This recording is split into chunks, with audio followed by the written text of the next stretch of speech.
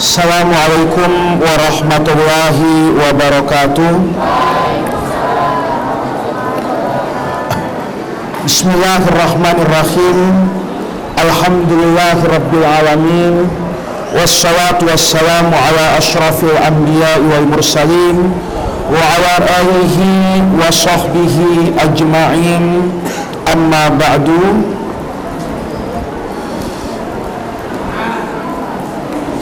Ad-dalil tsalits, innal ikhtifala, itu sudah kita baca semua ya.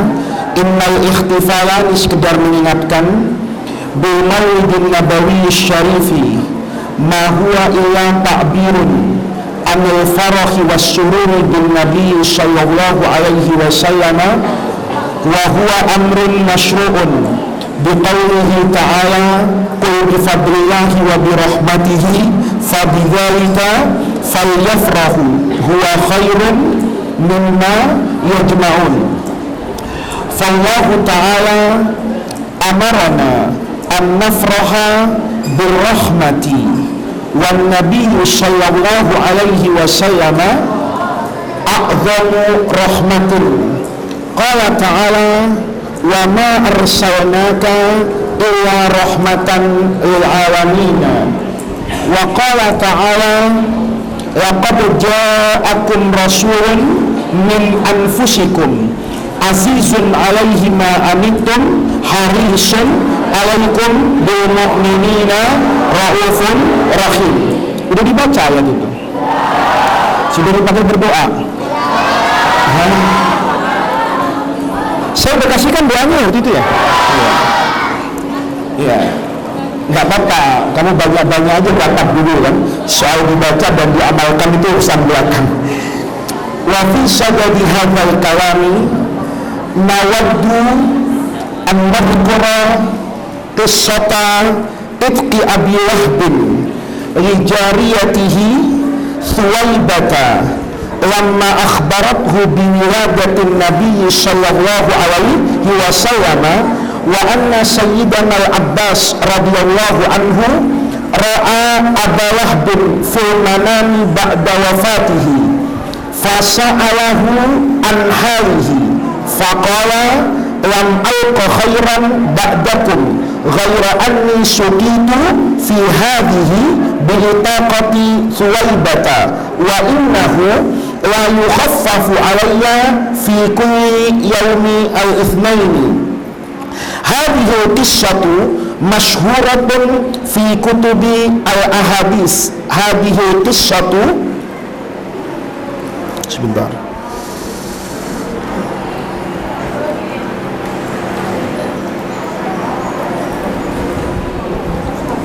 Sebentar, punya saya hilang.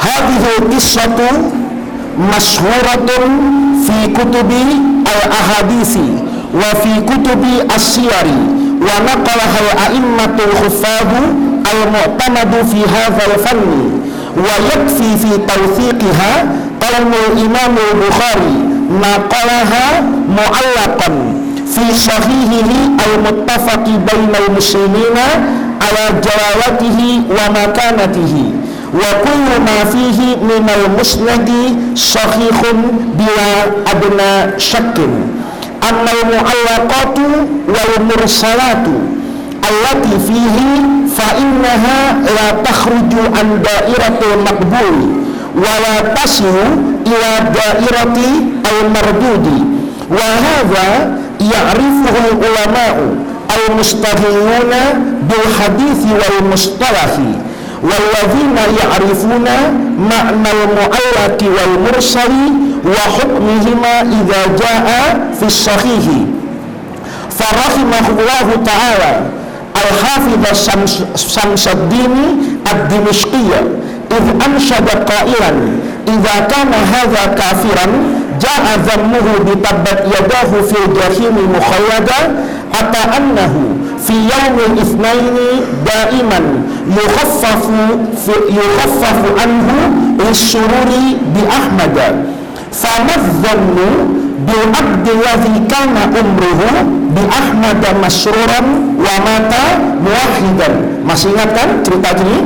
Wasu'alul matruhu idza kana Abu Lahb al-kafir alladhi nazala al-Qur'anu bi dhammihi juziya bitakhfifi finnari bifarahihi laylata maulidin nabiyyi sallallahu alaihi wasallam fama halul muslimi al-muwahhidu fama halul muslimi al-muwahhidi alladhi yafrahu bi maulidihi wa yabhu ma tasilu ilaihi qudratuhu fi mahabbatihi sallallahu alaihi wasallam su'alun la yahtaju fi ijabatihi ila badri juhdin aqliyin liman lahu aqlun thaqibun wa fahmun rasyidun. Nah, ini yang mau kita bahas. Fa'in qila, ini sedang berbicara tentang ada orang yang berkata, kalau Abu Lahab tadi diberikan oleh Allah Subhanahu wa ta'ala at-takhfif. Apa takhfif itu? Bahasa kerennya dispensasi, bukan dispenser ya. Kalau dispenser yang untuk minum ya. Tuh, nanti jangan sampai orang sok-sok intelek tapi salah untuk menggunakan apa ini? Menggunakan kata ya. Jadi ada orang dulu itu kadang-kadang baru tahu bahasa yang keren ya, tahu-tahu salah menggunakan. Ada kakek-kakek imam masjid kaget gitu ya, cucunya itu rambutnya dulu keriting gitu, tahu-tahu apa ini? Lurus. Dia tanya sama cucunya, loh kok rambut kamu lurus? Iya kek, tadi rambut saya yang keriting saya rebonding gitu. Asalnya apa itu? Asalnya keriting, terus direbonding jadi apa itu? Lurus. Nah, kakeknya paham, oh meluruskan rambut itu namanya rebonding. Maghrib jadi imam ya kan, biasanya kalau jadi imam kan istawu sufufakum, luruskan softnya, mau keren softnya tolong direbonding. Nah, itu namanya orang tidak tahu apa ini penghinaan ya. Nah, kalau Abu Lahab itu dapat apa itu? Dapat dispensasi yang asalnya diazab sama Allah di neraka itu panas. Tapi kalau hari Senin itu panasnya api Allah apakan itu? Allah kurangi. Nah, ini kan sebetulnya seolah-olah Abu Lahab itu dapat apa ini? Dapat keistimewaan karena dia dulu gembira dengan melahirnya Nabi Muhammad sebagai ponakannya, maka kegembiraan ini seolah-olah menjadi amal yang diterima oleh Allah, sehingga Allah berikan apa itu? Balasan. Apa balasannya? Setiap hari Senin azabnya di api neraka Allah apakan itu? Allah ringankan. Maka kemudian ada orang bertanya, fa'in qila, kalau ada yang mempertanyakan, inna hadzal khabara, bahwa kisah ini, kisah Abu Lahab yang dapat dispensasi itu yata'aradu. Apa yata'aradu itu? Bertentangan ya, bertentangan ma'aqaulihi ta'ala, dengan firman Allah. Apa firman Allah bunyinya?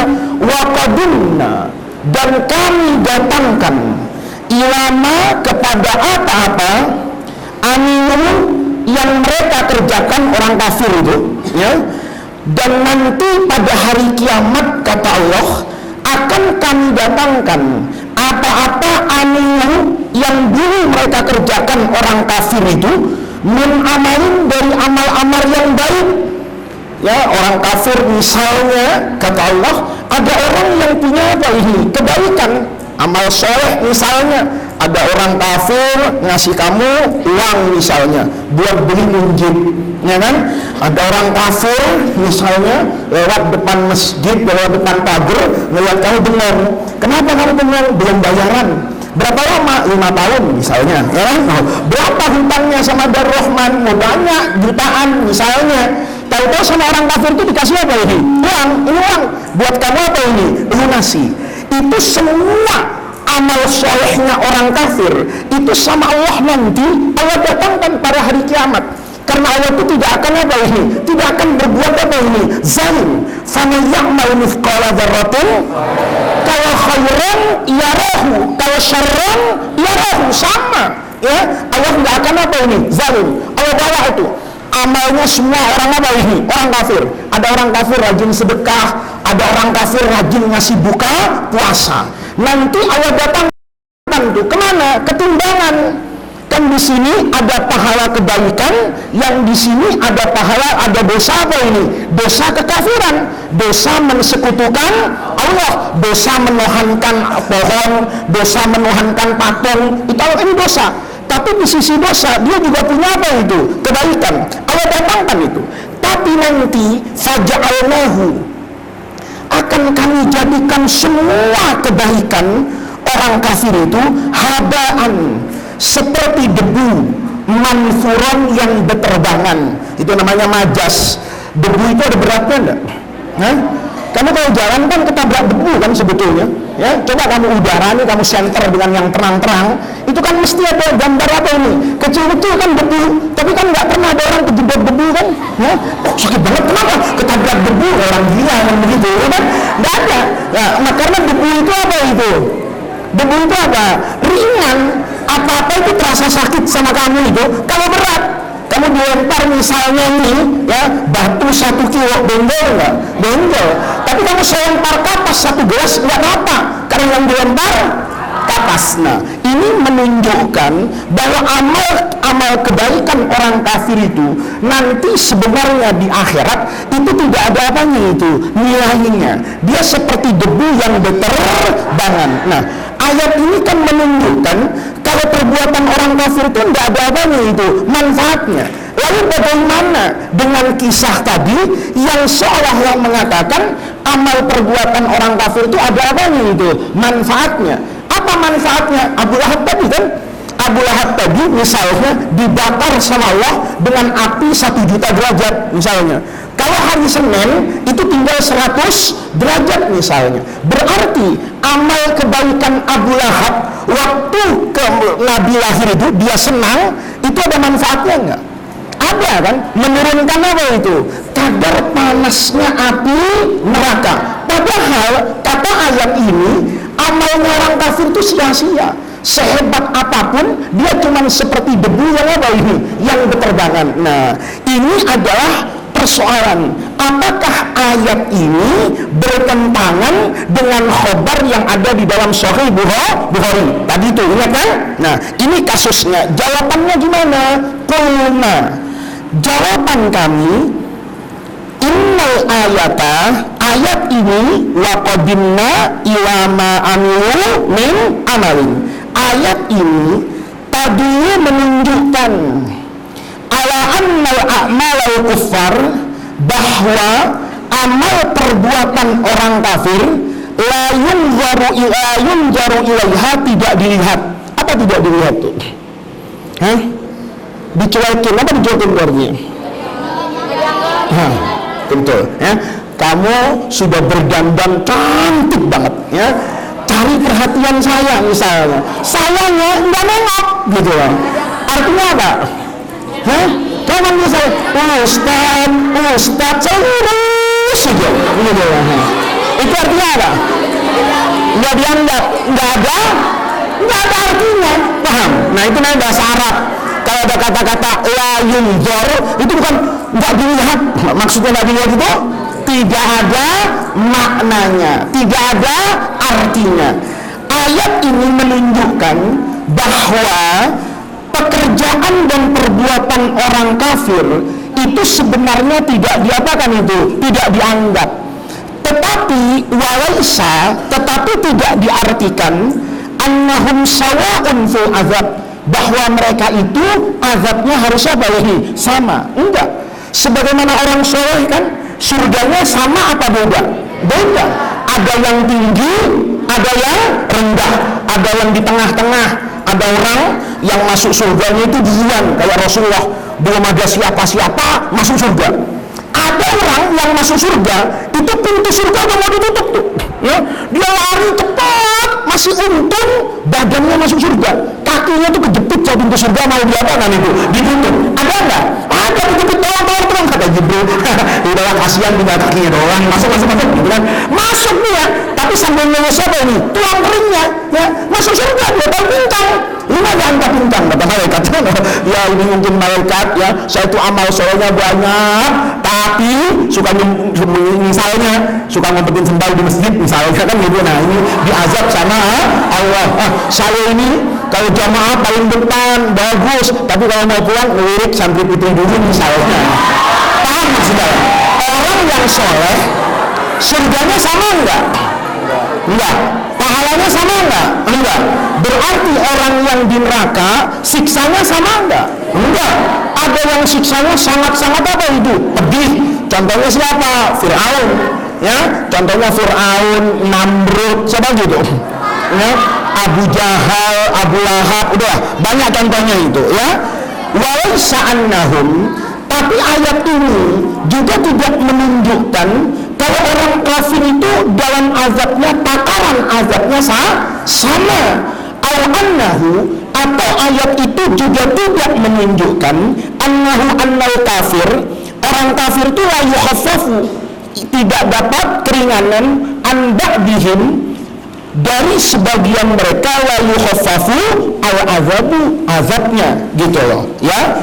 Qala Imam Al-Baihaqi, ini penjelasannya ya.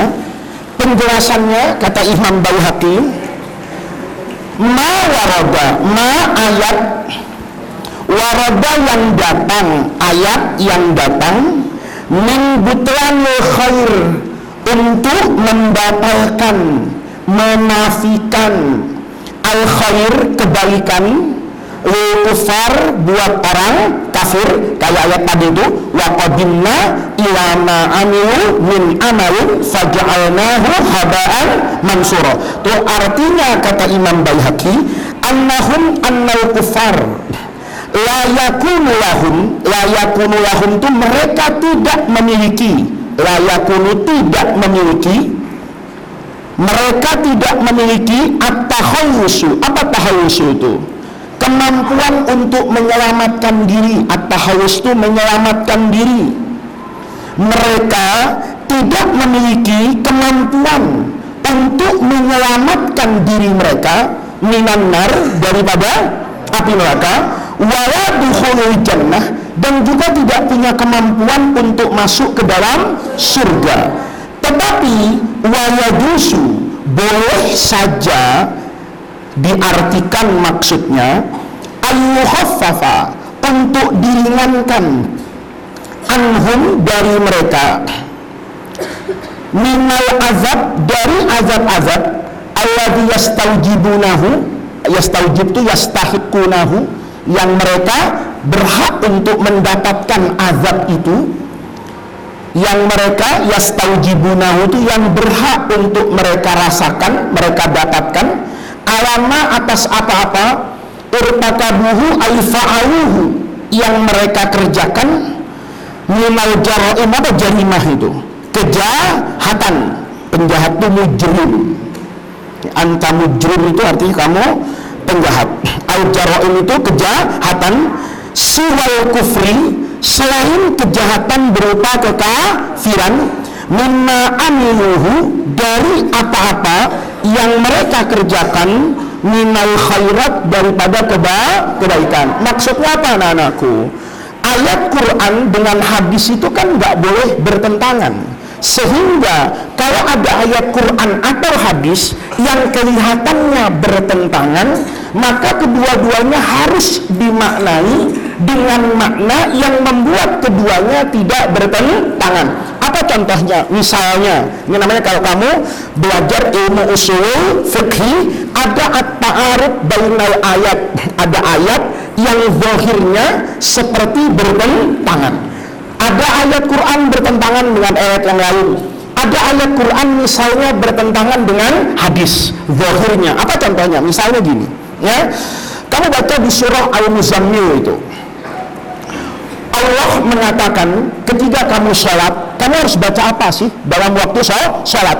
Kata Al-Quran, kamu baca faqra'u ma tayassara minal Quran. Apa artinya? Kamu baca ma tayassara, apa-apa yang gampang minal Quran. Artinya dalam sholat baca apa saja Boleh. Yang penting Quran. Yang penting Quran. Mau surah Inna Atayna, mau baca Yasin, boleh nggak? Boleh. Faqra'u ma tayassara minal Quran.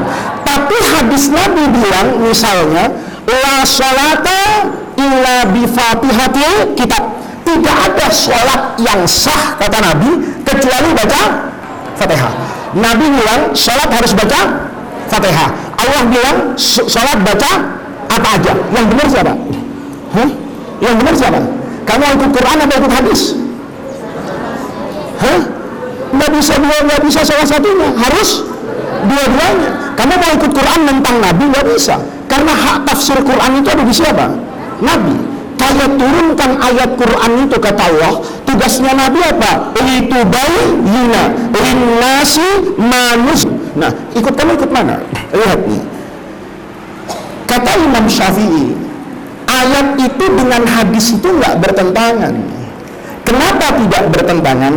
Karena kata Imam Syafi'i, matayas minal Quran, kamu harus baca apa yang paling mudah dari Quran. Yang paling mudah dari Al-Quran itu ditafsirkan oleh Nabi adalah suratul Fatihah. Kenapa? Karena semua orang Muslim itu pasti hafal Fatihah. Tidak semua orang Muslim hafal Inna A'tayna kal Kautsar. Tidak semua orang Muslim misalnya hafal surah pendek. Apa yang pendek lagi? Misalnya Qul a'udzu birabbil falaq misalnya. Cukup pendek kan itu? Qul a'udzu birabbin nas. Belum tentu semua orang hafal. Tapi surah Fatihah pasti hafal. Kamu nanti itu cari suami ya, suruh baca suratul Fatihah. Kalau baca suami baca Fatihah, tengok kanan kiri, jangan buatin suami itu. Pasti nggak pernah sholat itu. Kenapa? Karena dia nggak pernah baca suratul Fatihah. Paham? Jadi maknanya kata Imam Syafi'i, ayat ini dengan hadis itu tidak bertentangan. Ayat itu sedang mengatakan baca yang paling kalian bisa dan kalian mampu. Hadis ini sedang menerangkan batasan orang mampu baca Quran itu adalah suratul Fatihah. Jadi arti keduanya menjadi tidak bertentangan misalnya ya. Nah, ini kata Imam Baihaqi, ayat tadi dengan hadis yang kita ceritakan itu tidak bertentangan. Kenapa? Karena ayat tadi ketika mengatakan wa qadimna ila ma amilu min amalin faja'alnahu haba'an mansura, itu sedang menafikan amalnya orang kafir yang bisa mengeluarkan mereka dari api neraka dan memasukkan mereka ke dalam surga. Nggak ada amal orang nauzubillah kalau sudah mati dalam keadaan ada ini kafir, maka tidak ada amalan yang bisa menyelamatkan mereka dari api neraka untuk dibawa masuk ke dalam ada ini surga. Beda dengan orang muslim. Orang muslim itu kalaupun mati nggak bawa amal soleh nih, tapi jangan nekat kamu ya, terus dengar pengajian gitu nggak sholat semua gitu ya. Ada orang muslim nih masuk akhirat tuh nggak punya modal sama sekali, saldo sholatnya nol, saldo puasanya nol, saldo zakatnya nol, semuanya nol. Nggak pernah sholat, nggak pernah puasa, mulutnya judes, kakinya iseng, orang matanya jelalatan, lihat cewek misalnya, pokoknya kacau orang. Nggak ada amal sama sekali, kecuali apa itu? Al-imanu billahi wal imanu bil rasul. Dia percaya nih, baca sahabat. Maka orang tadi tetap punya kemungkinan untuk masuk ke dalam surga. Walaupun ya kos dulu, bukan transit, kos dulu di neraka ya, sampai 1 juta tahun kan gitu kan ya, apa gosong apa, tapi nanti ujungnya kata Allah sama malaikat cari semua orang yang di dalam hatinya ada 2 kalimat syahadat. Itu kan nyarinya lama, neraka dalam. Mau bayangin neraka itu ada batu anak-anakku, kata Rasulullah itu yang jatuh dari atas itu sampai 700 tahun itu batu melayang belum ketemu sama bapaknya dasarnya neraka. Bayangin melayang 700 tahun nggak sampai gitu. Kamu kok selempar dari atas Monas, ya kan? Kan semenit tidak sampai kamu ke akhirat malah, ya kan? Ada orang dari Monas itu tinggi kan Monas, saya lempar semenit nyampe nggak kamu ke akhirat? Nyampe. Ini 700 tahun nggak nyampe dalam. Maka jangan coba-coba kamu. Nggak apa-apa dah, ya. Gue cari pengalaman. Cari apa? Cari pengalaman di neraka, nggak boleh, ya kan? Nah itu, nah paham anak-anakku. Nah orang kafir ini nggak mungkin biar dia sedekah seumur hidup nih. Ada orang kafir nih sedekah seumur hidup. Ada orang kafir misalnya puasa tapi nggak mau beriman kepada Rasulullah, maka amalan itu tidak akan cukup mengeluarkan dia dari neraka dan memasukkan ke dalam surga. Paham? Tapi itu tidak menafikan bahwa amal kebaikan yang mereka lakukan itu mengurangi tingkat kesakitan dalam azab. Paham? Ya? Misalnya semua orang kafir kata malaikat buat tabok pakai baja, ya kan? Pakai baja jembatan tol itu yang tebalnya kayak gini nih. Pokoknya semua orang kata malaikat neraka nih, semuanya saya tabok pakai besi jembatan yang saya bakar di api 1000 tahun gitu. Panasnya luar biasa.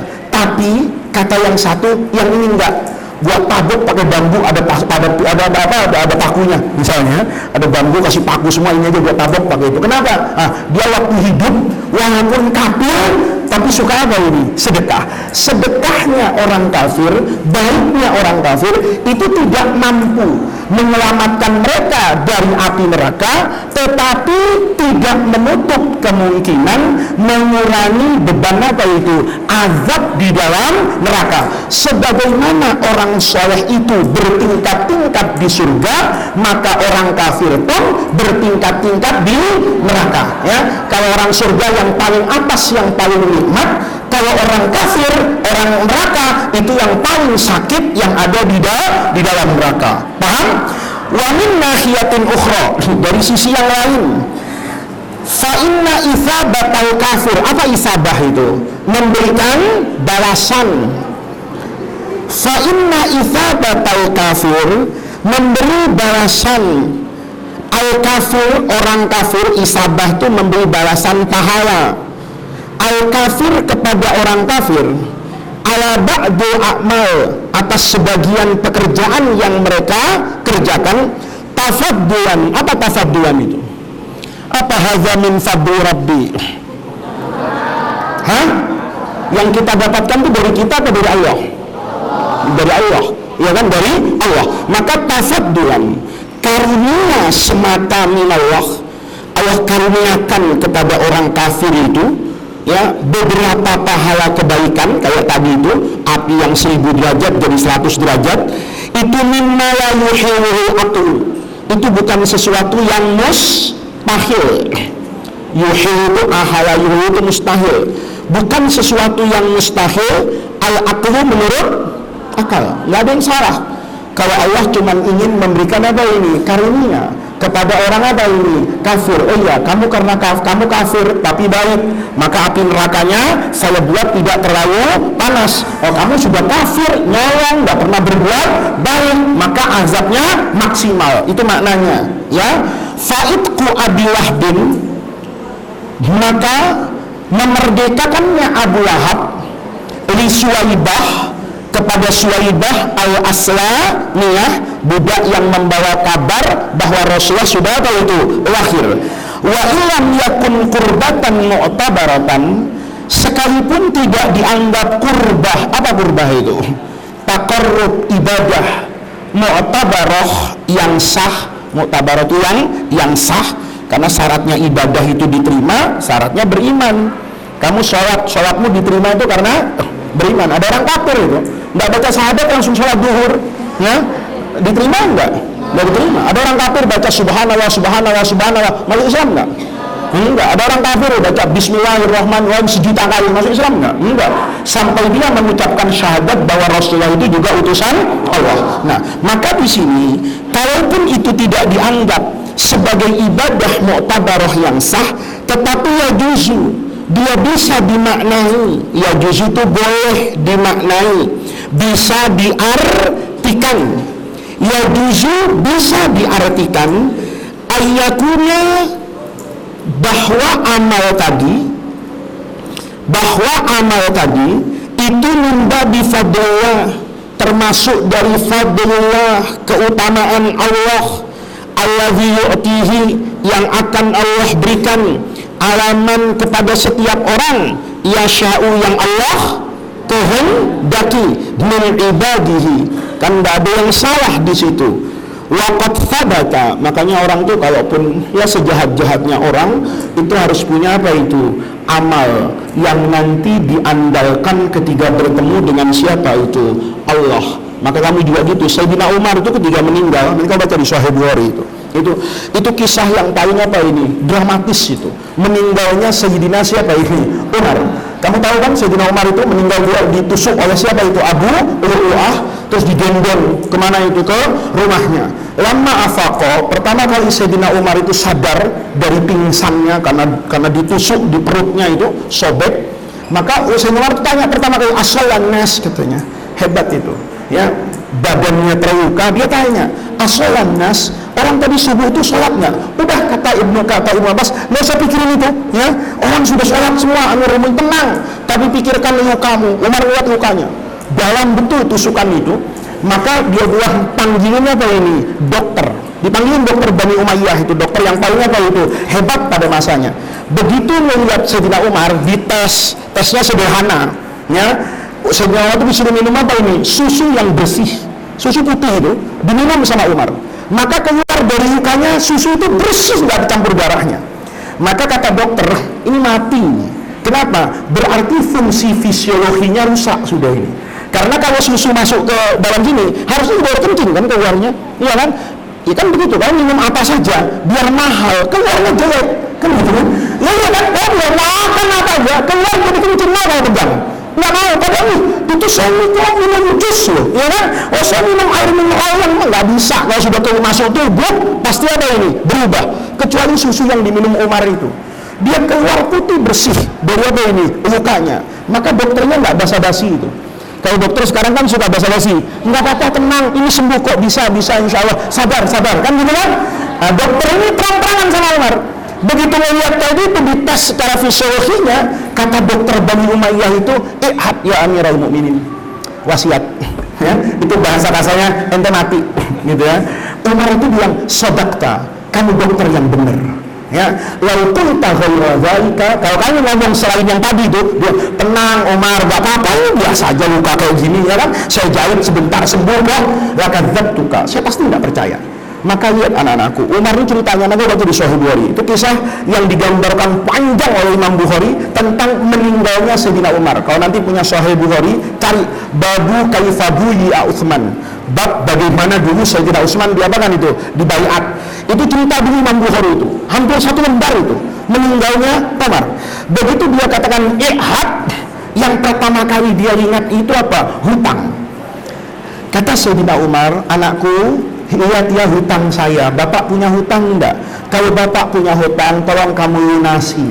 Kalau kamu enggak punya uang untuk lunasi hutangnya bapak, maka kamu minta sama Bani Adi nih, keluarga besar kita, untuk melunasi. Itu Ibnu Mas'ud yang ada di sampingnya itu nangis. Kata Ibnu Mas'ud, ya Amirul Mukminin, kenapa takut soal apa ini? Hutang. Kalau engkau ada hutang, tinggal ambil saja. Di mana itu? Di bendahara negara. Tinggal minta sama Ibu Sri Mulyani lah, bayarkan, ya kan? Hutangnya Sayyidina Umar, iya kan? Karena Ibu Sri Mulyani bendahara negara. Tinggal Umar itu anak-anakku nggak pernah mau ngambil apa itu, ngambil yang bukan haknya. Singkat cerita anak-anakku, ini singkat cerita nih, hebatnya Sayyidina siapa ini? Umar ketika mau meninggal, apa kata Umar? Terakhir setelah urusan keluarganya, dia lihat Ibnu Mas'ud, kok orang tuh di depan rumah berisik ya. Umar tuh dengar kan, di rumahnya sempit ya. Kata Umar, kok orang-orang pada datang ya ke rumah saya? Jangan-jangan mau nagih ke saya, ya, jangan-jangan ada hak mereka. Apa kata Ibnu Mas'ud? Enggak ya Amirul Mukminin, itu orang baris ratusan di depan apa ini rumahmu, itu sedang mau nego sama malaikat maut, ya, sedang mau nego sama malaikat siapa itu? Israel. Mau diapain Israel? Dibunuh. Ya, kata orang Madinah, jangan cabut nyawanya Umar, cabut saja nyawa kami semua. Kan karena untung Israel, ya kan? Kami semua ada 1.000 orang, Umar cuma 1. Cabut nyawa kami semua hari ini, asal jangan Umar yang diapakan itu dicabut. Itu menunjukkan kecintaan rakyatnya kepada siapa ini? Kamu cinta sama suamimu, semua mati mau nggak kamu gantinya? Nggak mau, nggak mau. Kamu cinta sama orang tuamu sekalipun, kamu mau kamu ganti masuk kuburan? Nggak mau. Ini orang di Madinah semua teriak depan rumah Umar itu. Teman Umar kan nggak bisa dengar karena fungsinya sudah ada ini, sudah mulai menurun, sudah sakaratul maut. Semua orang teriak, fidaka ya Amirul Mukminin, fidaka ya Amirul Mukminin, fidaka, kami aja yang jadi ganti. Kamu, Umar takut betul itu. Kata Umar itu jangan-jangan ada orang yang ini ya. Tanya sama mereka, hak mereka itu apa yang belum saya apakan ini? Penuhi, saya penuhi sekarang sebelum saya bertemu dengan siapa ini? Allah. Itu kata Ibnu Mas'ud, enggak lah, mereka itu cinta sama engkau. Apa yang terjadi anak-anakku?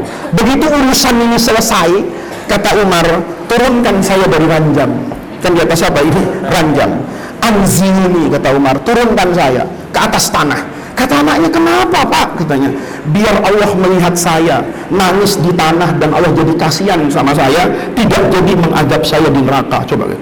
Sayyidina Umar itu mati nggak pede masuk surga. Kan baru tahajud 2 hari, gitu. Langsung merasa soleh sendiri, ya kan? Kalau baru tahajud 2 minggu, langsung merasa apa itu? Istiqlal alam nas, keluar dari pondok ini, lihat ada hansip tidur. Subhanallah, nggak tahu ini waktu mustajab untuk rahmat. Oh, dasar manusia kan gitu kan? Berapa banyak dari kita baru sholat 3 hari itu sudah merasa jadi Imam Ghazali. Padahal itu Imam Ghazali belum tentu gitu, tapi sudah merasa apa itu? Tinggi hati. Umar itu minta diturunkan dari atas ranjang, biarkan saya mau guling-guling di pasir kotor. Wa Allahu yarhamuni. Mudah-mudahan Allah melihat itu jadi apa ini? Sayang sama saya. Hebat Umar itu. Diturunkan sama anaknya karena permintaan siapa itu? Umar, nangis dia. Kata Sayyidina Umar, ya Allah, kenapa saya harus terlahir ke dunia ini sehingga saya akan berhadapan dengan mungkar wa nakir nanti? Itu Sayyidina Umar. Ya, kemudian sampai di situ nangis itu berdoa kepada Allah. Anaknya nanya, ini yang penting. Kata anaknya, Pak, doa apa? Saya berdoa anakku, punya sholat 2 rakaat saja. La ukallimu fihima, yang di 2 rakaat itu saya tidak ngomong sama diri saya sendiri. Saya punya 2 rakaat sholat, yang saya sholat itu khasian lillah, cuma 2 rakaat. Kalau saya sholat 2 rakaat ini khusyuk, tandanya orang yang diterima sama Allah itu kan minal khasiin. Saya tidak butuh sholat 1000 rakaat, tapi itu sholat yang kosong. Saya cuma butuh 2 rakaat. La ukallimu fihima, yang saya tidak sempat bicara fihima dalam 2 rakaat itu bahkan kepada diri saya. Kita sholat kan pasti ngomong sama diri kita, Allahu Akbar. Ingat ya, ini sudah ujian hari terakhir. Wah, hiburan. Padahal sedang ada itu, sedang sholat. Kamu nanti di rumah Allahu Akbar, minum tukang sate ya. Sate nih kan berapa ya sekarang? 10 ribu gitu. Bener kan? Kata itu Sayyidina Umar. Kata Umar, saya kepengen punya 2 rakaat. Yang 2 rakaat itu saya andalkan untuk nanti bertemu dengan siapa itu? Allah. Maka pesan saya, kamu di Rahman itu kalau bisa pakai baju yang baju itu tidak pernah kamu pakai maksiat. Maksiat itu termasuk nggak ngomongin orang, nggak nyela guru gitu ya. Kalau kamu punya 2 rakaat, punya jilbab nih, kalau pakai di luar nih, cuman untuk apa ini? Sholat. Kalau dikelarin lebih kemana, pakai jilbab lain. Oh, jilbab ini untuk apa itu? Sholat. Nanti kelak saat kamu apa itu mati di liang kubur, bilang sama keluarganya, tolong ya kafankan saya dengan kain itu, karena kain itu nanti saya harapkan bersaksi di hadapan Allah bahwa di tengah orang yang sedang tidur malam saya bangun untuk sholat tahajud. Mudah-mudahan nanti jilbab saya jadi syafaat. Itu penting anak-anak ya. Kamu mulai sekarang tuh jangan merasa muda nggak mati ya. Mati itu nggak ada absennya ya. Terus kamu merasa oh mati pakai absen ya, terus yang duluan enakan yang namanya Zainuddin belakangan ya kan. Kalau masih itu pakai mati itu nggak ada absennya. Ada orang sakit malah sehat, ada Ada orang sehat nengokin orang sakit, menghibur orang sakit, nggak apa-apa, sakit kayak gini beratnya, sabar. Keluar, yang sakit sembuh, yang nengokin mati, ada yang kayak gitu. Nah, maka anak-anakku, nanti kamu juga gitu. Sebelum mati itu ada yang kamu apakan tuh? Kamu andalkan bajunya misalnya, yang naruh kamu nanti kan mati semua di kuburan. Ya? Yang naruh kamu itu siapa? Kalau yang naruh kamu itu pandai kuburan, mana bawaran yang lucu lagi, dilempar kamu di dalam kuburan, ya? Begitu dikasihnya dia taruh nih, kenapa? Keluarganya pelit banget, kan? Gali kubur begini 200.000, taruh selesai. Kamu perlu berwasiat. Siapa nanti yang naruh jasadmu di dalam kubur itu siapa? Yang ngomong bismillahi wa ba'naka wa alamulaki rasulillahi salamnaka, yang membacakan doa waktu kepalamu menghadap panah itu sendirian itu, Allahumma ghfirlahu warhamhu wa'afihi wa'fu. Kalau yang naruh itu orang soleh, kan luar biasa kamu dalam kesendirian, dalam perjalanan panjang ya anak-anakku, yang menentukan kamu bahagia atau tidak bahagia. Di Rahman itu gak menentukan. Kamu rasyid di Rahman, pasti hidupmu rasyid? Enggak lah. Yang gagal itu pelajaranmu, yang gagal itu pendidikanmu, bukan hidupmu. Tapi kalau kamu rasyid di depan malaikat munkar wa nakir, rasyid kamu sampai neraka. Ya. Kalau kamu man rabbuka, ya kan mulutmu itu kayak orang ngapal alfiyah 3 tahun tabok selesai lah sama itu. Ketika kamu tidak bisa selesai hidup, maka itu perlu kamu pikirkan. Ini sekarang mumpung di pondok, kalau di luar pondok itu banyak kotorannya. Kalau di pondok kan bersih nih, ya nanti malam tahajud pakai apa ini? Mau kena yang putih. Ya itu tradisi orang. Nanti kamu meninggal dulu anak-anakku, ya Panglima Islam itu Abdullah bin Zubair itu bilang sama ibunya Asma binti Abi Bakr, kakaknya Ummul Mukminin Aisyah, begitu mau diserang itu dengan pasukan Bani Umayyah, panglimanya itu Ka'bah itu dia pakai manjanik anak-anakku. Kamu tahu apa yang terjadi? Dia tuh tahu kalau dia mau mati, ya. Dia datang sama ibunya, ya Ummah, ini qatilun la muhalata, Bu, saya mati sekarang ibu, zuhur nanti mati, kata anaknya nih. Kata ibunya, kamu mau lari dari peperangan? Ingat ya, kamu itu turunan Abu Bakar, nggak ada darah pengecut di dalam dirinya Abu Bakar. Kata Sayyidina Abdullah bin Zubair, saya bukan takut perangnya, Bu, saya bukan takut kena pedangnya itu, saya bukan takut kena panahnya. Ini orang mau mati syahid sebenarnya, tapi saya takut ketemu dengan malaikat munkar wa nakir. Terus kata ibunya gini ya Bu ya, fa'idha ana mitu, kalau saya nanti betul mati zuhur dan bernama mati nanti, tolong Bu, walaupun saya nanti dianggap orang mati syahid, tapi tolong saya pakai kain apa ini? Kafan. Ibu yang jahit ya, kain kafan dari atas tuh Bu sampai bawah, tolong jangan ada tangan orang lain, harus tangan saya dari ini. Ibu itu ahli sejarah bilang Abdullah bin Zubair itu pinter tuh. Nanti mau mengintimidasi malaikat munkar wa nakir di kuburan. Kan dia mujahid.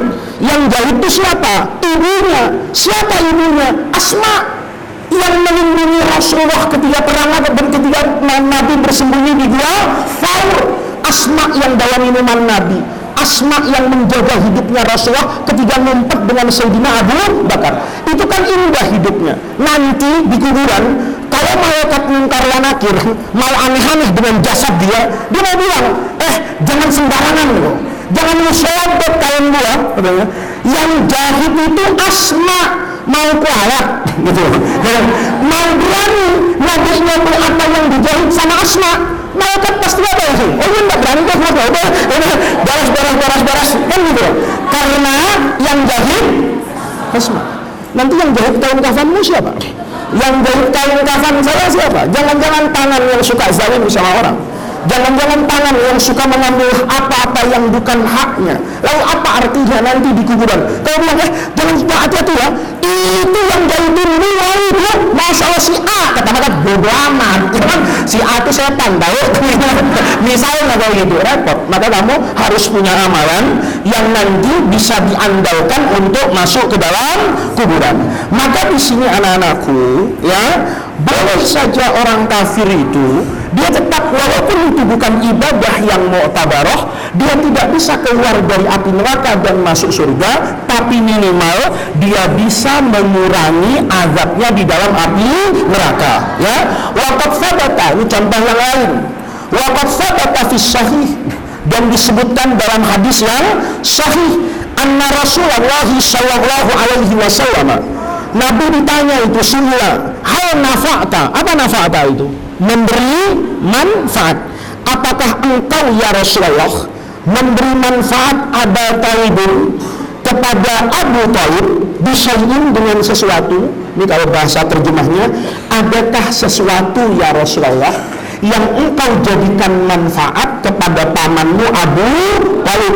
Fa'innahu, karena sesungguhnya pamanmu Abu Talib itu yahuduka, melindungimu, wa yudafi'u anka, dan membelamu. Ini buat orang yang berpendapat bahwa Sayyidina Abu Talib itu mati dalam keadaan apa ini? Kafir. Ada orang berpendapat Abu Talib itu meninggal dalam keadaan apa ini? Muslim. Tetapi ahli hadis kayak Imam Bukhari itu berpandangan bahwa Abu Talib itu meninggal dalam keadaan apa ini? Kafir, tidak beriman kepada Allah. Dan itu nggak ada yang salah. Keluarga Nabi banyak yang seperti itu. Nabi Nuh misalnya, anaknya kafir itu, namanya Kan'an misalnya. Ada Nabi lagi misalnya Fir'aun sebaliknya, ya kan? Fir'aunnya bejat, suaminya, istrinya masuk surga itu, dibangunin istana malah sama Allah di dalam ada surga. Jadi itu nggak mengganggu sama sekali. Nah, Imam Bukhari itu meriwayatkan hadis ini. Abu Talib itu, kata Imam Bukhari, meninggal dalam keadaan tidak beriman kepada Allah.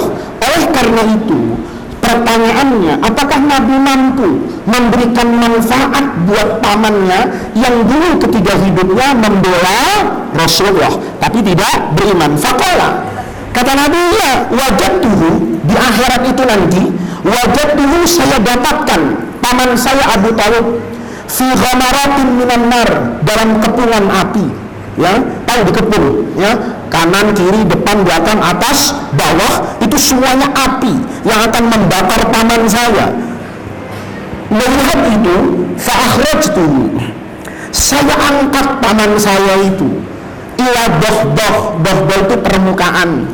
Kayak kamu misalnya jalan di sungai, tahu-tahu di sungai itu ada batu, maka kamu akan naik batu itu kan. Kalau kakimu asalnya tenggelam sampai paha, begitu kamu naik batu yang di dalam sungai, mungkin yang tenggelam cuma sebatas apa ini? Kaki mata, misalnya mata kaki, bukan kaki mata, mata kaki misalnya. Kamu jangan bikin istilah baru, ya. Mata kaki, bukan kaki mata. Itu lagi. Berarti kalau kaki mata, kaki nggak ada di mata, ya kan? Wajadtuhu fi ghamaratin minan nar, saya temukan paman saya itu fi ghamaratin minan nar, fa'akhrajtuhu ila doh-doh, diangkat ke permukaan. Itu berarti Abu Talib dapat manfaat nggak dalam hidupnya? Dapat. Pembelaan dia kepada Rasulullah menyebabkan panasnya api neraka tentu tidak sama dengan panas api neraka yang Allah berikan kepada Abu Jahal. Kalau sama-sama panas, adil nggak? Nggak adil. Kenapa? Abu Jahal jelek, ya, jelek dan nggak punya apa-apa. Sementara Abu Talib punya kejelekan. Apa kejelekannya? Tidak beriman kepada Allah, tapi punya kebaikan, membela Rasulullah. Maka kebaikan itu menyebabkan azab yang diterima oleh Abu Talib tidak sama dengan azab yang diterima oleh Abu Jahal. Sementara ayat tadi waqadimna itu untuk mengatakan bahwa sebaik-baiknya Abu Talib, karena dia tidak beriman, maka itu menjadi debu yang berterbangan, tidak mungkin mengeluarkan dia secara total dari api neraka dan masuk ke dalam surga. Paham ya? Fahuwa Abu Talib. Nah, di sini Anda lihat Abu Talib qad nafahu, telah mendatangkan apa ini? Manfaat. Nafahu, telah mendapatkan manfaat, difa'uhu, pembelaannya anin Nabi kepada Rasulullah, mendatangkan manfaat. Fattakhfifu an Abi Lahbin, maka dispensasi keringanan hukuman an Abi Lahbin dari Abu Lahab itu min hadzal babi aidan, sama satu pembahasan, bukan satu bab maksudnya. Min hadzal babi, satu kasus yang sama. La munkara fihi, tidak ada yang mungkar di sana, tidak ada yang salah di sana. Kalau Abu Thalib diakui mendapatkan keringanan dari azab, maka Abu Lahab juga mendapatkan keringanan dari azab. Sekalipun tentu nanti keringanan yang didapatkan Abu Lahab tidak sebesar yang didapatkan Abu Thalib, tetapi kedua-duanya berhak untuk mendapatkan itu, bukan sesuatu yang munkar. Hadhihi wal hadisu, dan hadis ini yadullu ala annal ayatal mazkurah, bahwa ayat yang kita sebut tadi, yang faja'alnahu haba'an mansura, itu fiman, ayat tadi terkait fiman kepada orang kafir, lam yakun lahum amalun, yang mereka tidak memiliki amalan apapun, yujibut takhfif, yang mendatangkan keringanan. Mereka sudah kafir berzina, sudah kafir makan babi, sementara yang ini kafir tapi melindungi Nabi misalnya, yang ini kafir tapi tetap ada rasa senang kepada Rasulullah. Nah itu maksudnya ya. Walihada qala Imam Ibnu Katsir mu'alliqan itu, dan Imam Ibnu Katsir berkata mu'alliqan, sebagai penjelasan, mu'alliqan itu sebagai penjelasan ala hadhil qissah, atas kisah ini. Kata Imam Ibnu Katsir, li'annahu, karena sesungguhnya itu dhamir sya'an, lamma basyarathu Thuwaibatu, hunya itu kepada Abu Lahab, tatkala memberikan bisyarah, kabar gembira kepada Abu Lahab. Siapa? Thuwaibatu, ini budak perempuannya, Thuwaibah, bimilad, dengan kelahiran ibni akhi. Apa ibni akhi itu? Keponakannya Muhammad ibni Abdullahi a'taqaha. Abu Lahab memerdekakan. A'taqah itu fa'ilnya Abu Lahab.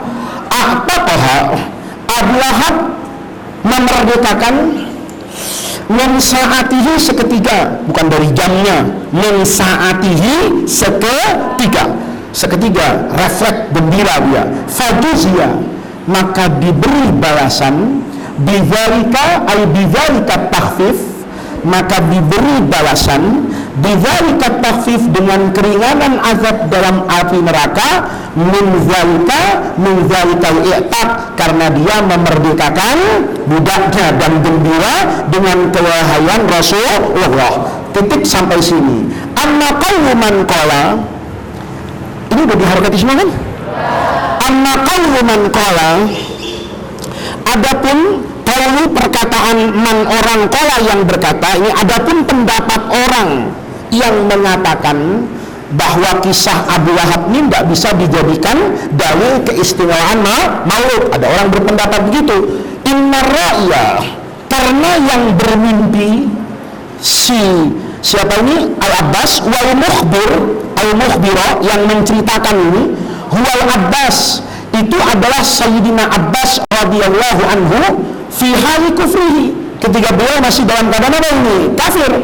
Wal kuffar, dan adapun orang kafir, la tusma'u, tidak boleh didengar apa syahadatuhum, persaksian mereka, wala tuqbalu, dan tidak boleh diterima apa akhbaruhum, periwayatan hadis mereka. Kalau ada orang kafir cerita, kan cerita itu tidak boleh diterima, kata orang ini. Fayujubu, maka menjawab anhu, dari pendapat ini, siapa yang menjawab? As-Sayyid Muhammad Al-Maliki biqaulihi, beliau jawab ini. Kalau ada orang nanti, oh iya kisah Abu Lahab itu nggak boleh dijadikan dalil. Kenapa? Karena itu kan mimpinya Sayyidina Abbas. Sayyidina Abbas waktu itu masih kafir. Masa kita bergaul dengan menggunakan mimpinya orang kafir? Jawabannya apa? Hadza qaulun mardudun. Ini adalah pandangan, pendapat mardudun yang ditolak. La raihata ilmi fihi, karena tidak ilmiah, gitu. Nggak ada bau-baunya ilmu, itu kata orang Arab. Terjemah bebasnya, ini adalah perkataan yang tidak bisa diterima karena pernyataan ini adalah pernyataan yang tidak ilmiah. Wa huwa batilun, ya tentu saja itu menjadi pernyataan yang batil atau salah. Dzalika, salahnya di mana? Dzalikal butlan, kesalahannya itu li'annahu min damirus sya'an, karena sesungguhnya lam yakul ahadun, tidak pernah ada orang berpendapat annar ru'ya itu mimpi, annar ru'ya, bahwa sesungguhnya mimpi itu min babis syahadati mutlaqan, ya, termasuk dari bab syahadat persaksian secara mutlak, nggak ada. Wa innama, ya kalau syahadat orang kafir itu kan nggak boleh jadi apa itu saksi, karena dia kehilangan syaratnya apa itu iman. Kayak kamu nanti nikah tuh, ya, kamu nanti nikah kan harus ada adanya itu saksinya. Saksinya harus orang siapa? Orang yang beriman, itu pokok. Nggak boleh nanti saksi satu pendeta satu biksu misalnya, nggak boleh, ya kan, ya, satu jubah hitam satu jubah orang, nggak boleh, ya. Ini biar Ustaz, ya, Pancasila, ya kan, ini bapak bineka tunggal ika, bukan bineka tunggal itu goblok kan gitu kan.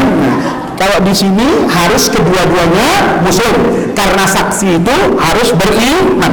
Nah, di sini ada orang mengatakan mimpi itu kan kalau orang bersaksi tadi. Sayyidina Abbas mimpi ketemu Abu Lahab. Abu Lahab bilang, saya ini setiap hari Senin azab saya diadakan ini, diringankan. Kan Sayyidina Abbas menyampaikan kepada orang seolah-olah dia menyaksikan kan bahwa Abu Lahab diringankan azabnya. Jawabannya bahwa mimpi itu tidak masuk sebagai bab asyahadah, bukan masuk bab persaksian mutlakan. Wa inna mahiyya, akan tetapi yang namanya mimpi ini, kamu kalau dapat mimpi itu bisyaratun la ghair, ya, itu bisyaratun la ghair, sekedar apa itu bisyarah. Apa bisyarah itu? Kabar gembira. Ya, mimpi itu tahu kamu, mimpi itu kata ulama kayak mendung. Kamu lihat mendung, tandanya hujan. Pasti hujan? Belum tentu. Maka mimpi, ya, kalau mimpi ini misalnya nih, siapa namanya orang? Aska, lupa saya, ya. Aska sering nyebut tapi lupa. Saya itu saking banyaknya kenal sama orang sampai nggak kenal orang, ya kan? Aska, misalnya Aska nih habis ngaji nih tidur sebentar, ngantuk dia. Begitu ngantuk mimpi ada orang mau ngasih dia duit 10 juta misalnya. Terus besok dia ketawa terus. Kenapa? Saya mimpi, Ustaz. Kenapa mimpi? Mimpi dapat uang 10 juta. Bisa iya, bisa enggak? Banyak orang kayak gitu, ya. Bisa iya, bisa enggak? Ada orang bujangan mimpi digigit ular. Oh, ini tandanya saya mau dapat jodoh. Dia tungguin jodohnya sampai 10 tahun enggak datang, ya. Nah, ada orang yang enggak mimpi, tahu-tahu dapat jodoh, selesai gitu. Nah, itu anak-anakku, yang namanya ru'ya itu sekedar bisyarah, kabar gembira. Artinya kalau kamu mimpi sering ketemu orang soleh, itu kabar gembira bahwa kamu itu bagian dari orang soleh. Kamu kan begitu kan? Kalau sering ingat-ingat gitu, kadang-kadang ke bawah mimpi. Nah, kalau yang ke bawah mimpi itu orang soleh, berarti dalam alam pikiranmu itu yang soleh, ya. Nah, di sini anak-anakku, fala yustaratu, karena dia sekedar kabar gembira saja, gunanya tidur. Fala yustaratu, tidak disyaratkan fiha, dalam mimpi, dinin, nggak ada syaratnya orang mimpi harus beragama Islam misalnya. Wala iman, dan juga tidak disyaratkan keimanan, namanya mimpi. Bahkan zakarallahu ta'ala, ini bukan akan tetapi, ya, balnya itu artinya bahkan. Zakarallahu ta'ala, Allah menyebutkan fil Quran mu'jizatan Nabi Yusuf alaihi salam. Mukjizat Nabi Yusuf itu di Quran itu berangkat an ru'ya Maliki Misra. Nabi Yusuf itu jadi nabi gara-gara apa, anakku? Mimpinya Raja Mesir. Kalau Raja Mesir itu nggak mimpi, Nabi Yusuf ada di mana? Di penjara, nggak keluar, tetap narapidana itu. Tapi gara-gara mimpinya Raja Mesir itu, ya, dia mimpikan Raja Mesir ada kebo gemuk 7 dimakan sama kebo yang kurus, ada kebun yang hijau tiba-tiba dimakan sama kebun yang apa ini, yang gersang. Malik Misra, ini mimpi apa ya? Semua orang ditanya takwilnya nggak ada yang bisa, kecuali Nabi siapa itu? Nabi Yusuf. Itu mula-mulanya Nabi Yusuf jadi apa itu? Jadi nabi yang tersampaikan kepada orang. Sebelumnya Nabi Yusuf udah jadi nabi, tapi nggak ada orang percaya, dan cuma Nabi Yusuf yang tahu. Nah, ini anak-anakku, bahkan Allah menjadikan mukjizat Nabi Yusuf itu berangkat dari mimpinya Raja Mesir. wa huwa wasaniyun. Padahal raja Mesir itu wasani. Apa wasani itu? Penyembah berhala, agama paganisme, atau ditafsir lagi ada yang animisme, ada yang dinamisme. Itu adalah keyakinan masyarakat Mesir. La ya'rifu dinan samawiyan. Raja itu la ya'rif, nggak pernah tahu dinan samawiyan, agama samawi mutlakon, tidak tahu Kristen, tidak tahu Yahudi, wa ma'adzalika. Tetapi sekalipun dia kafir wasani, ja'allahu ta'ala, Allah jadikan ru'yahu. Apa ru'yahu itu? Mimpi dia al-manamiyah, dalam tidur, min dalail, menjadikan bukti nubuwati Yusuf, kenabian Nabi Yusuf alaihissalam, wa fadlihi, dan keistimewaannya, wa qaranaha, bahkan Allah kaitkan hanya kepada mimpi Raja Mesir, ya, ru'ya tadi itu, biqissatihi, dengan kisah Nabi Yusuf. Walau kana dzalika, seandainya mimpi itu la yadullu ala syai'in, tidak ada maknanya, la yadullu ala syai'in, tidak ada maknanya, seandainya itu mimpi-mimpi kosong, tidak bermakna, lamma dzakarahu Allah ta'ala, Allah nggak akan sebutkan itu di Quran. Li'annaha ru'ya musyrikin, karena itu mimpinya orang musyrik, wasani, penyembah berhala, la fa'idata fiha, tidak ada manfaatnya, la fit ta'yid, tidak untuk at-ta'yid, mendukung Nabi Yusuf, wala fil inkar, dan tidak juga untuk membantah Nabi Yusuf. Kalau seandainya mimpi itu tidak ada maknanya, ya sudah, semalam ngapain disebutkan di dalam Al-Quran? Ketika itu disebutkan di dalam Al-Quran, Allah ingin mengatakan bahwa di antara mimpi itu ada yang benar, ada mimpi yang tidak benar. Kalau bisa kok mimpi yang benar, bisa, ya. Malam ujian tahu-tahu kan bukan orang soleh, dikasih tahu besok mutolaah yang keluar tuh ini gitu kan, ya. Pertanyaan nomor 1 ini jelas betul, ya, pertanyaannya jelas, jawabannya jelas. Kalau tidur senyum-senyum aja itu, besok bangun beneran deh gitu. Berarti itu mimpi bener nggak? Mimpi bener. Cuman mimpinya bener, tapi jarang terjadi. Mungkin nggak akan terjadi di pondok ini, ya. Tapi yang terjadi itu kadang-kadang ada mimpi orang begini, oh nanti begini, itu mimpinya orang soleh, ya. Nah, anak-anakku, mimpi itu kalau nggak ada maknanya nggak akan Allah sebut. Oleh karena itu, ya, di sini, ya, summa inna hadzal qaul, kemudian pernyataan ini yang menyatakan ngapain ini jadikan dalil, kan Sayyidina Abbas waktu itu masih dalam keadaan kafir. Inna hadzal qaul, pernyataan ini ya dulu menunjukkan ala adamil ma'rifati, atas ketidaktahuan orang tersebut bi ilmul hadis. Orang itu berarti nggak paham ilmu hadis. Idzu muqarraru, karena yang menjadi muqarrar, apa muqarrar itu? Parameter, ukuran, bahasa gampangnya patokan, ya, itu bahasa gampangnya. Karena yang menjadi patokan fil mustalahi, dalam ilmu mustalahul hadis, annas sahabiyah, bahwa seorang sahabat, au ghairahu, atau bahkan selain sahabat Nabi, idza tahammala, apa tahammala itu? Tahammala itu merekam al hadis. Hadis itu kan Nabi ngomong peristiwa yang terjadi, maka orang tadi dengar atau orang tadi melihat. Saat dia dengar, saat dia melihat, saat dia menyaksikan, itu dalam ilmu hadis namanya dia sedang paham malah. Ya, belum meriwayatkan, dia sedang apa itu? Merekam. Nah, annas sahabiyya aw ghairahu idza tahammala al hadis, kalau dia merekam hadis fi hal kufrihi, ketika dia masih apa itu? Kafir. Thumma, kemudian dia meriwayatkan ba'da islamihi, setelah dia masuk Islam. Ukhidha dzalika, maka periwayatan itu ukhidha, diambil, maksudnya diterima. Ukhidha dzalika, maka itu diterima. Wa ulwabihi, dan boleh diamalkan, asal ketika meriwayatkan sudah muslim. Waktu dia melihat kejadian itu dia masih apa ini? Kafir.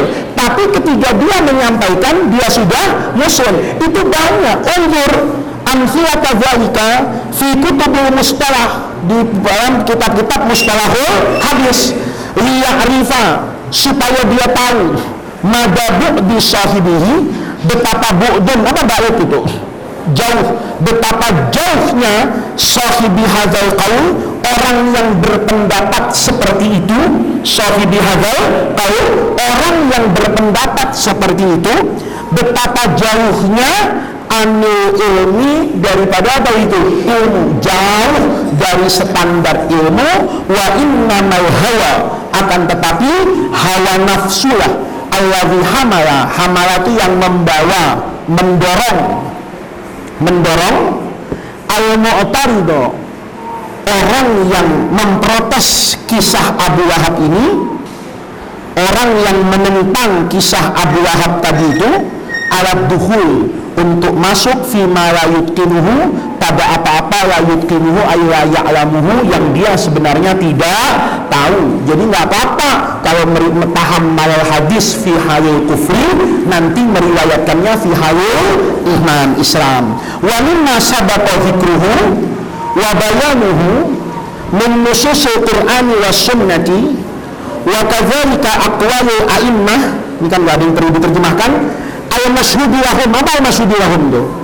Yang kita saksikan beilmu keilmuannya, yang kita saksikan beilmu keilmuannya, wal wara', dan kewaraannya. Wara' itu sikap kehati-hatian, nggak usah diartikan sudah, kewaraannya.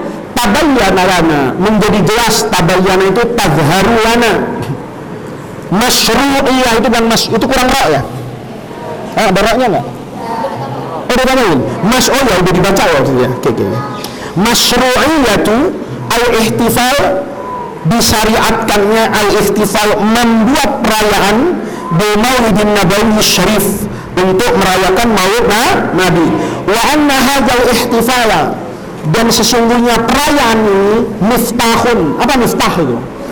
Sebagai kunci litambih, untuk mengingatkan. At-tambih itu mengingatkan, alat ta'zim, mengingatkan untuk mengagungkan. Jinabun Nabawi, sebagai kunci untuk mengingatkan betapa agungnya Rasulullah Shallallahu Alaihi Wasallam. Itu terjemahannya, ya. Wal irsyad, yaitu itu miftahun litambih wa miftahun wal irsyad. Apa irsyad itu? Dan untuk sebagai kunci untuk memberi petunjuk, ilat tibaihi, mengikuti Rasulullah, fi kulli kabirin wa shaghir, dari setiap perkara, baik perkara yang besar maupun perkara yang kecil. Nabi itu kan hebat, anak-anakku. Semua orang tuh mempelajari bukan cuma yang besar, bahkan yang kecil. Nabi itu kalau gunting rambut tuh kayak apa modelnya, apa gunting kuku itu hari apa, bajunya kayak apa, makanannya gimana, itu nggak ada manusia yang dipelajari sejarahnya dari semua sisinya kecuali siapa? Rasulullah. Sampai lihat kuping Nabi itu kayak apa, matanya gimana, bulu hidungnya tuh kalau dicukur kayak apa, itu semua orang tahu, anak-anakku. Hidup Nabi itu kasurnya apa, itu semuanya. Nggak ada manusia di dunia ini yang punya fans, terus fansnya itu mempelajari hidupnya seperti ulama sepanjang masa melihat kehidupan siapa itu? Rasulullah Shallallahu Alaihi Wasallam. Wa huwa khairu wasilatin. Maut Nabi itu menjadi khairu wasilah. Apa khairu wasilah itu? Sebaik-baiknya wasilah lidakwah al-islamiyah, untuk berdakwah. Wa azamu babin, dan menjadi pintu yang teragung litazkirin nas, untuk mengingatkan manusia, bitarikh, dengan sejarah salafihimus shalih, para pendahulu mereka yang baik.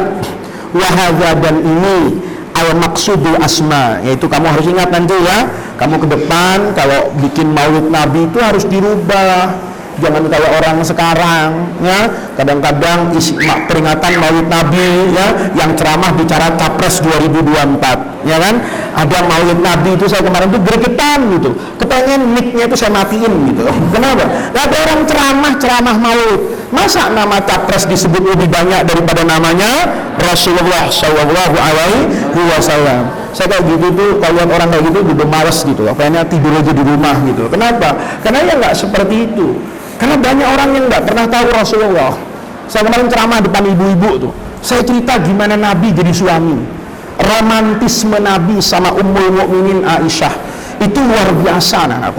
Nabi itu romantis banget. Nabi itu nggak jaim gitu ya, di jendela sama istrinya pangku-pangkuan gitu. Nabi gini, Aisyah tuh melihat itu indah banget. Orang bener kan, orang kalau udah jadi orang kan mandang gitu, orang kalau udah kiai itu serius gitu, nggak pernah bercanda, nggak pernah. Coba lihat, Nabi itu humble banget. Hidupnya Nabi itu seagung-agungnya Rasul itu nggak pernah lepas dari sifat yang melekat al-insaniyah. Manggil istrinya, bercanda sama istrinya, lomba lari sama Aisyah, itu keren banget Nabi itu. Nabi itu mau nyuruh istrinya apa itu? Diet, mau nyuruh istrinya diet. Maka caranya keren loh. Nabi itu bilang, Aisyah, yuk olahraga sore, ayo kata Aisyah, ayo kita lomba lari atletik sprinter 100 meter. Larinya tuh. Di lomba lari itu Aisyah apa itu? Kalah nih. Aisyah nggak terima itu. Kok kalah ya? Kata Aisyah ngingetin Nabi, nggak apa-apa ya Rasulullah, gitu kan ya. Saya kalah sekarang. Ingat nggak Nabi? Dulu kita pernah lomba juga kan, dan saya menang, ya kan? Terus kata Nabi, kenapa Aisyah? Dulu kamu menang, sekarang kalah. Ingat Aisyah, saya sekarang lebih gemuk ya Rasulullah. Ketika itu, kan Nabi seakan bilang, istriku, kamu berat badannya kurangi sedikit. Tapi kalau nyuruh kayak gitu, istrinya tersinggung nggak? Tersinggung kan? Tapi dengan diajak lomba lari kayak gitu, itu ulama ini Aisyah itu nggak merasa apa ini? Tersinggung. Itu humanisme Rasulullah Shallallahu Alaihi Wasallam. Lebaran, benar loh. Lebaran itu ada orang dari Habasyah, Ethiopia itu. Kalau sekarang tuh bikin atraksi seni di depan masjid Nabi. Ya kalau orang sekarang tuh mungkin seni hadroh atau nari saman kayak di Aceh tuh. Ya, saya kemarin di Aceh itu keren banget. Ngeliat orang Aceh asli nari saman gitu. Oh bukan di Aceh, di Bali. Ya, di depan Presiden Jokowi itu sama orang Jawa itu nari saman. Hebat banget. Gak ada yang ketukar itu. Kalau kamu tahu kan tangannya itu tangan begini, tahu kan orang begini. Saya melihatnya itu, saya melihat tari saman itu sering banget gitu. Tapi karena itu masif, gede banget ya di Nusa Dua Bali itu, tempat yang indah itu nari orang Aceh itu. Penarinya nggak kayak biasa, kalau nari saman yang saya lihat tuh paling 30-40 orang. Ini ratusan gitu. Saya waktu itu nyiapin kamera, cuman satu. Kalau ada yang salah mau saya foto, atau saya video yang satu bisa begini, kan jadi nggak indah gitu. Itu aneh betul. Ya, semuanya itu sama betul. Papak semuanya saya sampai mata, saya tarik siapa yang salah. Kalau saya lihat tuh, kalau ada yang salah, saya video itu saya gini, saya viralkan gitu. Ternyata nggak ada yang salah. Karena apa itu? Indah. Nah, satu ketiga. Di depan masjid itu ada orang kayak nari saman gitu. Nabi bilang sama siapa itu? Aisyah, kalian lihat nggak? Tarian itu bagus, orang Habasyah, indah banget. Kata Ummul Mukminin Aisyah, iya Nabi, saya kepengen mau, gitu loh. Maka lama pertunjukan lama. Aisyah tuh diam gini pegel. Nabi di samping sini. Maka dagunya Aisyah itu nempel di sini.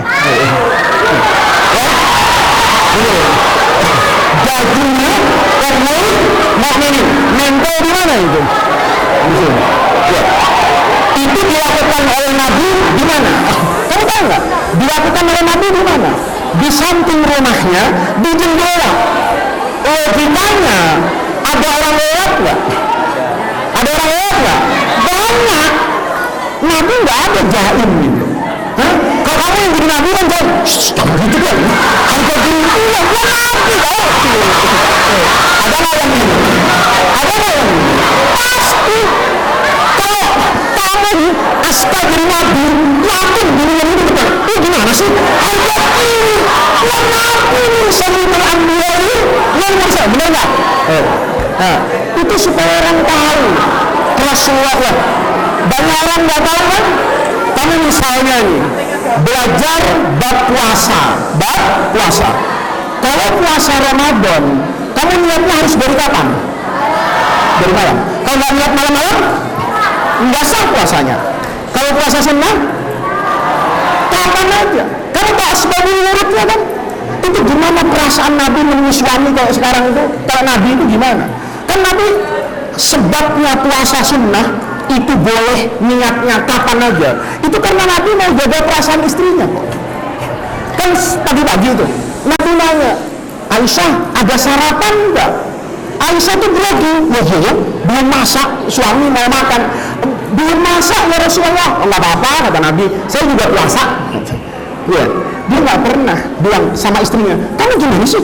Ya kan, kamu nggak tahu sarapan, kan gitu kan? Kamu nggak suka sesuatu belanja, kamu ngapain baru-baru Instagraman, kan gitu kan? Ya, Nabi nggak pernah kayak gitu. Nah, kamu saya tanya, banyak orang yang nggak pernah cerita Nabi tentang itu. Gimana Nabi dengan pembantunya Anas bin Malik itu? Gimana Nabi dengan orang non-muslim? Perilaku Rasulullah yang mendatangkan begitu banyak kekaguman. Nanti kamu mudah-mudahan sekolah ke Inggris, ya. Siapa tahu nanti ada yang sekolah ke Inggris. Kamu nanti cari filosof terbesar di sana, Bernard Shaw itu, ya. Apa tulisan Bernard Shaw itu tentang Rasulullah Shallallahu Alaihi Wasallam? Itu karena akhlak anak-anakku. Jadi nanti kamu begitu, ya. Kalau maulid itu babun litazkirin nas, untuk ngasih tahu orang siapa itu Rasulullah. Hebat Nabi itu. Nabi itu sosok yang mau mendengar, nggak merasa pinter sendiri, selalu nanya sama orang. Padahal beliau Nabi. Laki-laki yang paling menghargai perempuan itu siapa? Rasulullah. Nggak ada Nabi. Dia mau tahu apa bawang, begitu nggak ada dia itu. Ya. Kamu tahunya dapur nggak ada. Nabi itu luar biasa. Wahada huwal maksudul asma. Itu adalah tujuan al-asma. Apa al-asma itu? Apa asma itu? Yang paling tinggi. Wal ghayatul uzma, dan tujuan yang paling agung. Allati yang bagi, yang sudah seharusnya kita at-tarkis, terfokus. At-tarkis itu fokus. Kan Jakarta al-Markaziyah itu Jakarta pusat itu fokus. At-tarkis, kita harus fokus alaiha, atas itu semua. Wa laysa dzalikal ihtifal, perayaan Maulid itu laysa bikathir, tidak ada artinya apa-apa. Ala nabiyir rahmah, kalau itu kita niatkan untuk Rasulullah Habibur Rabbil Alamin farahimallahu ta'ala sahibal burda. Kamu tahu kan artinya nih? Tiap hari baca burda kan? Wa quluhum min rasul. Apa mautanusun? Mautanusun mbak? Mautanusun itu talibun, ya?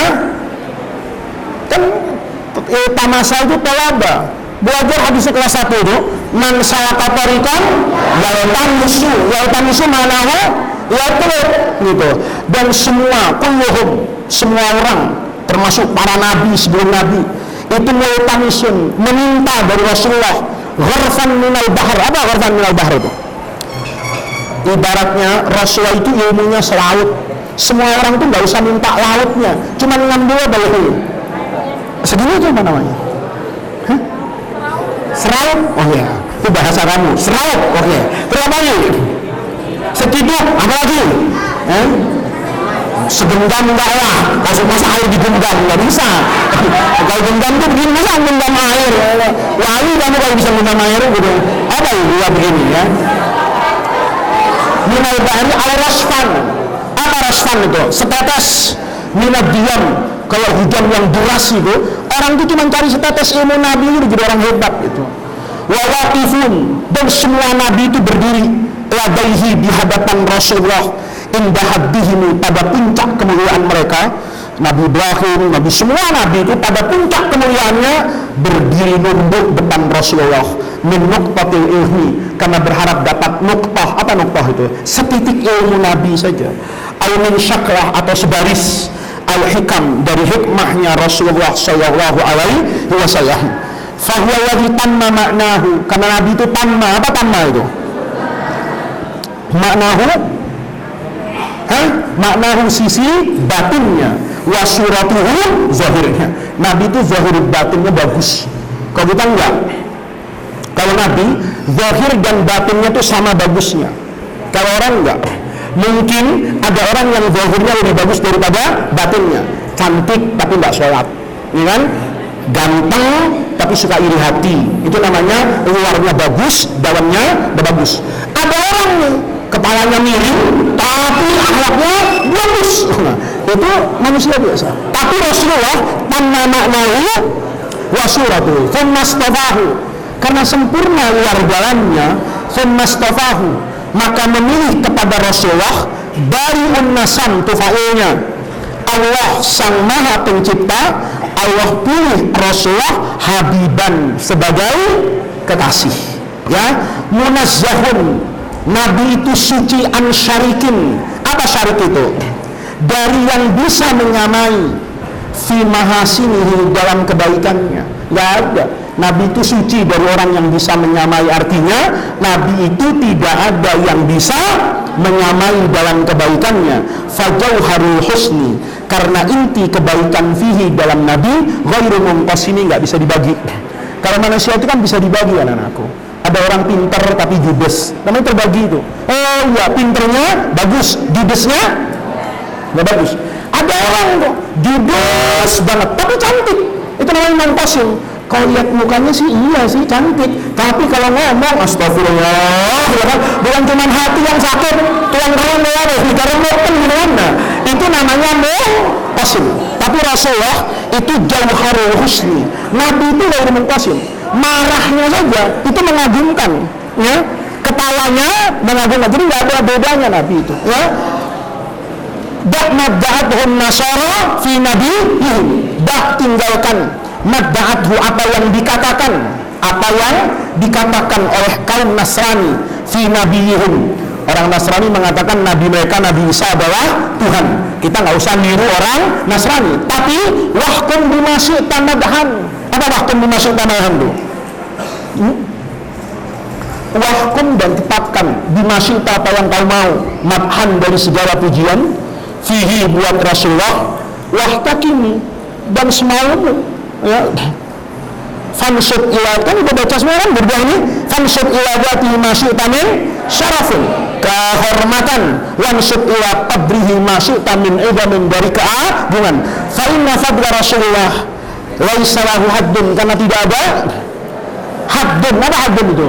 Tidak ada batasnya. Fayu'ribu, yang bisa diungkapkan anhu, dari fadlu Rasulullah, natikun bifamin, orang yang punya apa ini, mulut. Seakan-akan syair ini mau bilang keagungan Rasulullah itu sudah tidak bisa diungkapkan dengan kata-kata, karena keagungan Nabi itu melampaui kata-katanya. Oke, ini sudah selesai. Nanti kamu saya kasih contoh-contoh pertanyaan. Kemudian saya pernah bagi fotokopi, ya, yang asbab ikhtilaful ulama itu, ya. Oke, itu dibawa besok sore, ya. Ya, besok subuh nggak ngaji, saya harus ke luar. Besok sore ngaji sama saya, malamnya juga ngaji sama saya, subuhnya juga ngaji sama saya. Kalau nanti nggak ada apa-apa, saya rebono di dalam sekolah sama saya, belum pasti ya. Soalnya saya baru tahu, baru sadar, karena ujian sebentar lagi, ya. Saya masih mau kemana-mana, betul. Betul. Saya ingat sekarang itu akhir Desember, betul. Saya kemarin itu hari Rabu itu, saya disuruh ke Abu Dhabi, ya kan, ke Uni Emirat Arab itu, yang ngasih masjid di Solo itu, Muhammad bin Zaid An-Nahyan, itu bikin seminar tentang peradaban dunia. Saya ke kantor kedutaan Uni Emirat Arab di Kuningan, dibawa paspor. Pak Faiz, undangannya oke, tinggal Bapak ambil visanya. Begitu Pak ambil visa, saya lihat tanggal. Jadi saya ke Abu Dhabi itu akhir November, gitu saya. Iya Pak, iya Desember biasa baru ujian, gitu ya. Saya ambil di paspornya, nggak jadi, kata saya. Cari yang lain, saya carikan dulu teman yang bisa berangkat ke sana, bisa, karena saya ingat kamu mau ujian, ya. Jadi minggu ini saya mau selesaikan urusan saya sama kamu, ya, supaya minggu depan saya bisa pergi kemana-mana. Minggu ini pokoknya selesai, nanti soal ujiannya saya kasih, kalau perlu lengkap dengan jawabannya, kalau pelajari, ya. Ingat, besok kamu izin dulu nih sama guru yang ngajar sore, ya, kelasnya dipinjam saya gitu, ya, pasti boleh, nggak mungkin nggak boleh, ya, pasti boleh. Kelasnya dipinjam saya besok asar, terus habis maghrib kamu makan, ya, nanti habis isya pas kamu langsung ngaji sama subuhnya. Nanti kalau nggak ada emergensi tertentu, sekalian Rabunya sehari bersama saya lagi, ya. Dibawa fotokopian yang asbabuh khilaful ulama, ya. Assalamualaikum warahmatullahi wabarakatuh.